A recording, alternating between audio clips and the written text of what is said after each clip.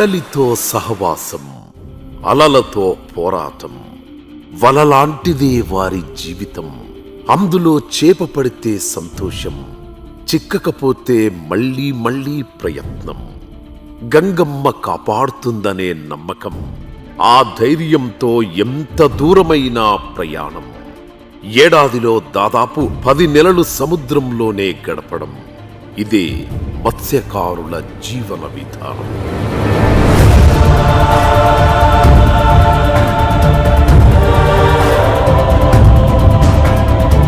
కడలినే జయించిన మత్స్యకారులు వారి కన్నీటిని మాత్రం జయించలేకపోయారు. ఎందరో పాలకులు వచ్చారు, ఎన్నో ప్రభుత్వాలు మారాయి. మత్స్యకారుల జీవితాలను ఓట్లతో లెక్కేశారే తప్ప ఆ బతుకులకు బాసటగా నిలిచింది మాత్రం ఒక్క జగన్ మాత్రమే.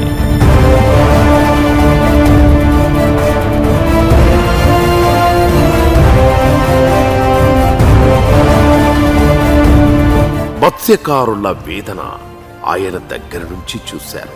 జాలర్ల కష్టాలు చూసి చలించిపోయారు. వారికి నేనున్నానంటూ భరోసా ఇచ్చారు. ఆ ఆలోచనల్లోంచి వచ్చిందే ఫిషింగ్ హార్బర్. దేశమే కాదు, ప్రపంచమే ఏపీ వైపు చూసే స్థాయిలో ఫిషింగ్ హార్బర్ల నిర్మాణం చేపట్టింది అప్పటి జగన్ సర్కార్.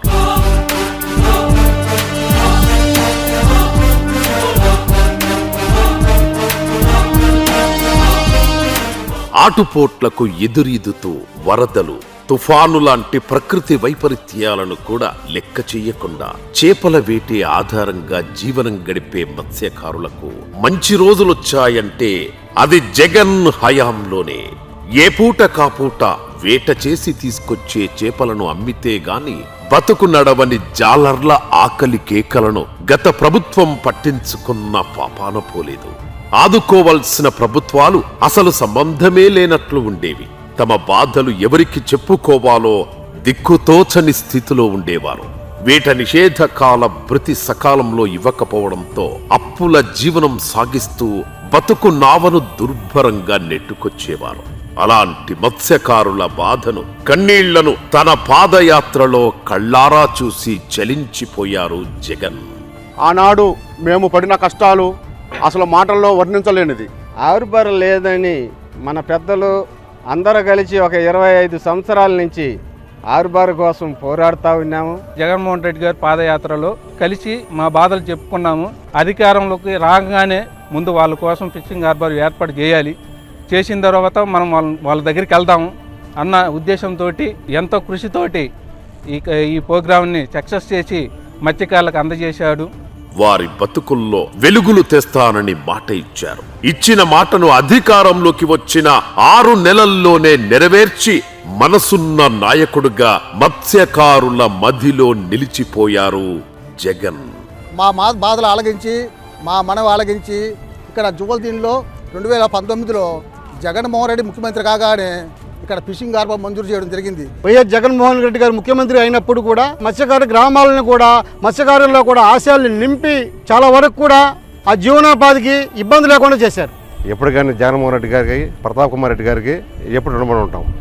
దేశంలో ఏపీకి 2వ పొడవైన తీర ప్రాంతం ఉంది. అయినా ఏటా 25,000 నుంచి 30,000 మంది మత్స్యకారులు 9 నుంచి 10 నెలల పాటు సముద్రంలో వేటకు వెళ్లేవారు.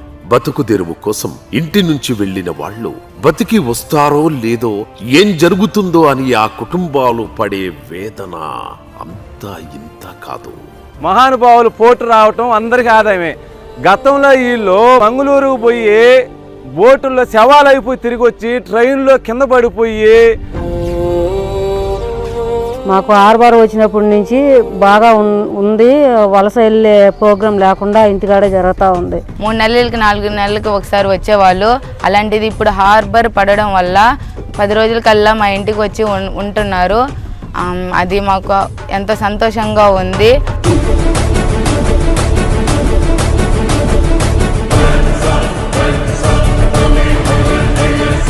సముద్రాన్ని రాష్ట్ర ఆర్థిక వనరుగా ఉపయోగించుకోవడంలో, మత్స్యకారులకు భరోసా ఇవ్వడంలో ప్రభుత్వాలు ఫెయిల్ అయ్యాయి.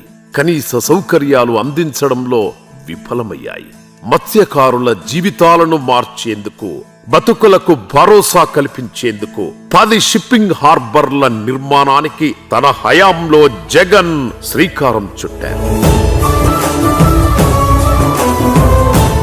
ఈ వేటకు పోయే ఈ మత్స్యకారులు ఎలా బతుకుతున్నారు, వాళ్ళు గుజరాత్కు ఇట్లా ఇతర రాష్ట్రాలకు ఎందుకు పోతా ఉన్నారు, జీవనోపాధి కోసం అక్కడికి ఎక్కడికో వెళ్ళి అక్కడ బ్రతకాల్సిన అవసరం లేదు. ఇది ఫిషింగ్ హార్బర్లకు ఇక్కడ మన రాష్ట్రంలోనే వీళ్ళందరికీ కూడా కట్టించాలి అని చెప్పి ఒక దృక్పథంతో అడుగులు ముందుకు వేయడం జరిగింది.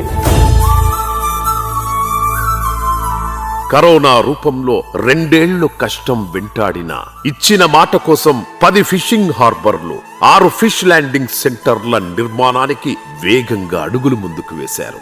జగన్ ప్రోత్సాహంతో మత్స్య ఉత్పత్తిలో రాష్ట్రం ఇండియాలోనే నంబర్ 1 గా నిలిచింది.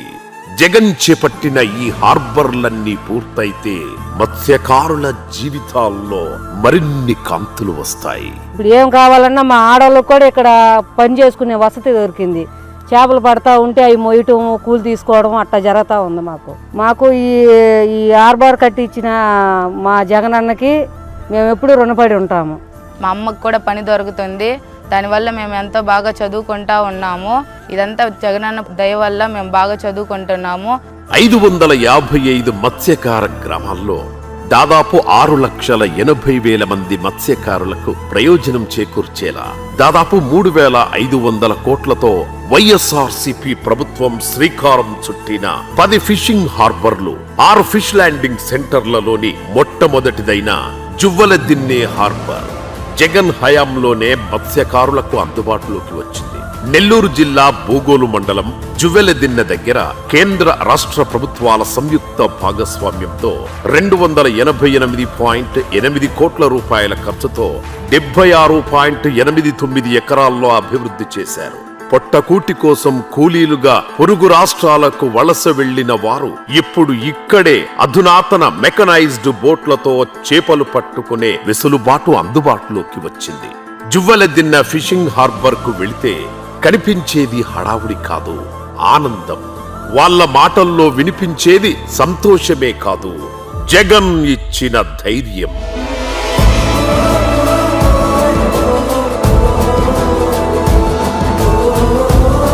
ఒక్క జువ్వెలదిన్నె ప్రాజెక్టుతోనే 25,000 మత్స్యకార కుటుంబాలు ప్రయోజనం పొందుతున్నాయి. 1,250 మోటరైజ్డ్, మెకనైజ్డ్ బోట్లు నిలుపుకునేలా హార్బర్ ను అంతర్జాతీయ ప్రమాణాలతో తీర్చిదిద్దారు. హార్బర్ లోనే cold chain, ice plant, chill room లాంటి మౌలిక వసతులతో పాటు బోట్ రిపేర్ వర్క్ షాప్లు, నెట్ మెండింగ్ షెడ్ల లాంటి సౌకర్యాలు అందుబాటులోకి తీసుకొచ్చారు. మత్స్యకార కుటుంబాలకి మొట్టమొదటి ఏంటంటే చేపలు వేటకెళ్తారు. వేటకి వెళ్ళిన తర్వాత ఇక్కడికి వచ్చిన తర్వాత చేపల్ని వేలం వేసేదానికి గాను ఒక పెద్ద హాల్ నిర్మించారు. అదే కాకుండా కోల్డ్ స్టోరేజీ, ఒక అడ్మినిస్ట్రేషన్ ఆఫీసు. ఆ కోవిడ్ 2020-21 కోవిడ్లో కూడా వర్క్ ఆగకుండా త్వరితగతిన పూర్తి చేయడం జరిగింది. మా అందరికి మత్స్యకారులందరికీ కూడా ఆయన గిఫ్ట్గా మాకు జువ్వలదిన్నె ఫిషింగ్ హార్బర్ అందించారు. రాష్ట్రంలో ఫిషింగ్ హార్బర్లు లేకపోవడంతో నెల్లూరు, ప్రకాశం జిల్లా తీర ప్రాంత మత్స్యకారులు చెన్నై, మంగళూరు ప్రాంతాలకు వెళ్లి వలస కూలీలుగా పనిచేసేవాళ్లు. ఇప్పుడు ఇక్కడే ఫిషింగ్ హార్బర్లు రావడంతో మెకనైజ్డ్ బోట్లు కొనుగోలు చేసుకొని యజమానులుగా మారారు. ఇదంతా జగన్ వల్లే అని వాళ్లు ఆనందం వ్యక్తం చేస్తున్నారు. జువ్వెలదిన్నె హార్బర్ తో పాటు జగన్ హయాంలోనే Nizampatnam phase 2, Machilipatnam, Uppada fishing harbour పనులు దాదాపుగా పూర్తయ్యాయి. పూడిమడక, బూడగట్లపాలెం, కొత్తపట్నం, ఓడరేవు, బియ్యపుతిప్ప హార్బర్ల పనులకు సంబంధించి కూడా వేగంగా ఏర్పాట్లు జరిగాయి. ఇక ఏడాదికి 10 నెలలు మత్స్యకారులకు చేపల వేట ఉంటుంది. 2 నెలల పాటు నిషేధ కాలంలో వారికి ఉపాధి దొరకదు. ఆ సమయంలో గత ప్రభుత్వాలు ఇచ్చే మొత్తంతో పోలిస్తే జగన్ వచ్చాక ఆ మొత్తాన్ని 150% పెంచి ఇచ్చారు. గతంలో మెకనైజ్డ్ బోట్లు, మరపడవలకు నిషేధ కాల భృతి అమల్లో ఉంది. జగన్ మాత్రం తెప్పలు అంటే చిన్న పడవలకు కూడా అమలు చేశారు. వల దగ్గర నుంచి, ఆయిల్ దగ్గర నుంచి ఏదైతే పెట్టుబడులు ఉన్నాయో ఇవన్నీ కవర్ చేసి మాకు కేజీకి ఒక 20 రూపాయలు మిగిలే విధంగా మాకు రేట్లు వచ్చాయంటే కేవలం ఈ జగన్మోహన్ రెడ్డి గారు ఆధారంలోనే జరిగిందని ఖచ్చితంగా చెప్పగలం. సంవత్సరం పొడుగుతూ చేస్తే ఒక 20,000 30,000 మిగిలేది. ఇప్పుడు అదే సంవత్సరం పొడుగు చేస్తే ఒక 2 లక్షలు 3 లక్షలు మిగులుతుందయా మాక ఈ పోర్టు పుణ్యానా. సముద్రం అద్భుత అవకాశాలిస్తోంది. దాని లోతు తెలియని చూడలేని గత ప్రభుత్వాలు మత్స్యకారులను గాలికి వదిలేస్తే వారికి అదే సముద్రాన్ని ఆదాయ వనరుగా ఆస్తిగా మార్చి ఓ బతుకు చూపించారు జగన్.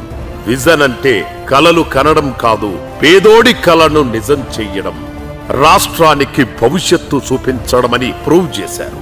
కరోనా సమయంలో ఎదురైన పరిస్థితులు మరికొన్ని సవాళ్లు విసరగా అందులోంచి అద్భుతమైన అవకాశాన్ని క్రియేట్ చేశారు జగన్.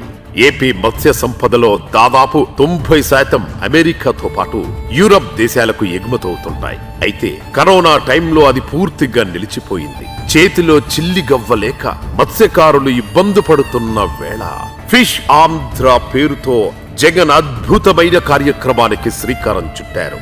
గుజరాత్, కేరళతో కంపేర్ చేస్తే మత్స్య ఉత్పత్తి భారీగా ఉన్న స్థానిక వినియోగం ఏపీలో చాలా తక్కువ. దీన్ని పెంచేందుకు ఫిష్ ఆంధ్ర, ఫిట్ ఆంధ్ర కార్యక్రమం తీసుకొచ్చారు. ఈ కార్యక్రమం ద్వారా మొత్తం ఉత్పత్తిలో 30% లోకల్ గా విక్రయించాలనేది టార్గెట్. అప్పటికే ఇంటికే రేషన్ బియ్యం, సరుకులను మొబైల్ వాహనాల ద్వారా అందించిన జగన్ సర్కార్ చేపలు, రొయ్యలను కూడా మొబైల్ వాహనాల ద్వారా ఫిష్ ఆంధ్ర పేరుతో జనాలకు అందుబాటులోకి తెచ్చారు. ఇది లోకల్ ఫిష్ మార్కెటింగ్ కోసం మాత్రమే కాదు, ఉపాధి ఇచ్చే కార్యక్రమం కూడా. యువతను ఎంటర్ప్రెన్యూర్ గా మార్చే వేదిక. రాష్ట్ర వ్యాప్తంగా 14,000 రిటైల్ అవుట్లెట్లు ప్రారంభించాలని జగన్ టార్గెట్ పెట్టుకున్నారు. 2024 నాటికి 4,000 అవుట్లెట్లు అందుబాటులోకి కూడా వచ్చాయి. అవుట్లెట్ నిర్వహణ, వాటి ద్వారా లభించే ఉపాధి, లోకల్ గా యువతకు ఉపాధి దక్కుతుందని అంచనా వేశారు. ఈ కార్యక్రమం లోతు తెలియని, అర్థం కాని ప్రతిపక్షాలు వాగిన అడ్డగోలు వాగుడు, చేసిన ఎగతాళి అంతా ఇంత కాదు. ఈ కార్యక్రమంతో ఏం జరిగింది, ఎంత మేలైందన్నది ఏ మత్స్యకార కుటుంబాన్ని అడిగినా వివరంగా చెబుతుంది. మొత్తం మీద మనం చూసినట్లయితే సుమారుగా 10,000 మత్స్యకార కుటుంబాలకు ప్రత్యక్షంగా పరోక్షంగా లబ్ధి చేకూర్చింది. మత్స్యకార భరోసా అని చెప్పి ఆనాడు 10,000 రూపాయలు మాకు అందించడం జరిగింది. మత్స్యకారులు కూడా ఒక అభివృద్ధికి వస్తున్నాడంటే మనకు ఉన్న పైన నాయకుడు అభివృద్ధిగా ఉండాలి. అభివృద్ధి ఉంటే మన మత్స్యకారులు కూడా ఎదిగే ఛాన్స్ ఉంటుంది. జగనన్న కలిసి చేతిలో చెయ్యేశారు. జగనన్న నాకు నీ కుడిపిస్తామన్నాడు, చేతులు చెయ్యన పొరమ చెయ్యేశారు జగనన్న. ఆ మాట ప్రకారం గుడిపించి ఆధార్ కార్డు చప్పున 10 మనిషికి 5 లక్షలు ఇచ్చారు జగనన్న. జగనన్న జీవితాన్ని పొట్టెట్టుకొని పూజించుకుంటాను. తెల్లారితే జగనన్న ముఖం చూస్తాను. ట్రంప్ రెండోసారి అధికారంలోకి వచ్చాక ఆక్వా ఉత్పత్తులపై భారీగా 50% మించి టారిఫ్లు విధించారు. ఇది మన మత్స్యకారుల పొట్టకొట్టింది. ఫిష్ ఆంధ్ర కార్యక్రమాన్ని కూటమి ప్రభుత్వం కొనసాగించి ఉంటే, లోకల్ గా విక్రయాలు పెంచి ఉంటే ఈ రోజు మత్స్యకారుల జీవితాలు ఇంకోలా ఉండేవి. విజన్ అంటే పదే పదే డబ్బా కొట్టుకోవడం కాదు, భవిష్యత్తు కోసం నిశ్శబ్దంగా ఒక్కో అడుగు ముందుకు వేయడం. జగన్ చేసింది అదే. స్వార్థపు నాలుకలతో విరుచుకుపడే పార్టీలకు ఈ మౌనమే ఆయుధమయ్యింది. జగన్ చేసిన మంచి ఏంటో ఎంతో మత్స్యకారుల కుటుంబాల నవ్వులో కనిపిస్తుంది. తను నమ్మిన వాళ్ళు, తనను నమ్ముకున్న వాళ్ళు కష్టాల్లో ఉన్నారంటే క్షణం కూడా ఆలోచించని రకం వైఎస్ఆర్ ఫ్యామిలీ. అప్పుడు ఆ పెద్దాయన అయినా, ఇప్పుడు జగనైనా ఆలోచన, ఆచరణ అన్ని పేదల కోసమే. ఏ ఫిషింగ్ హార్బర్ ను పరిశీలించినా అర్థమయ్యేది అదే. అందుకే ప్రతి విషయంలో ఒక కట్టుబాటుపై ఉండే మత్స్యకారులు తమకు మంచి చేసిన జగన్కు వారి గుండెల్లో చోటు కల్పించారు, దేవుడిలాగా చూసుకుంటున్నారు.